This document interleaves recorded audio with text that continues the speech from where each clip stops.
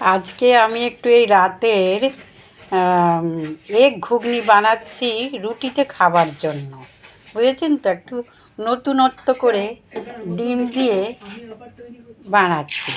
এই ডিমগুলি সব দিয়ে দিলাম, এখন একটু ভেজে নেব ভালো করে।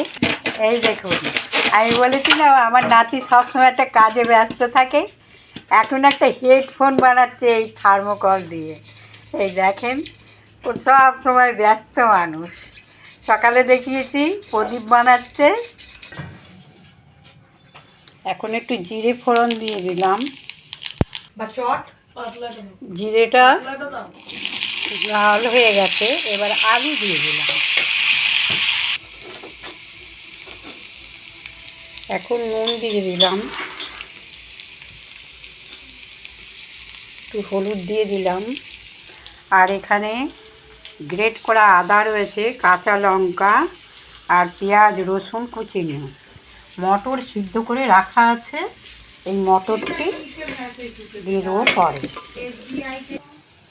এখন এখানে গ্রেট করা টমেটোর আর এই যে বললাম কাঁচা লঙ্কা পেঁয়াজ আদা রসুন সব এই একসাথে সব দিয়ে দেবো,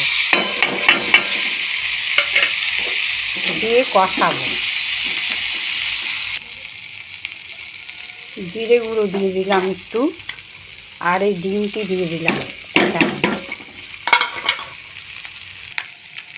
এখন এই সেদ্ধ করা মটরটাও দিয়ে দেবো এর মধ্যে, দিয়ে একটু নাড়াচাড়া করে জল দিয়ে দেবো।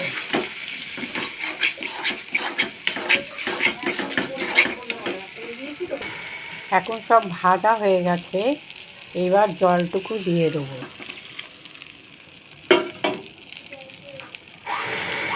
এই দেখুন, বসে বসে এইসব কীর্তি করতে থাকে।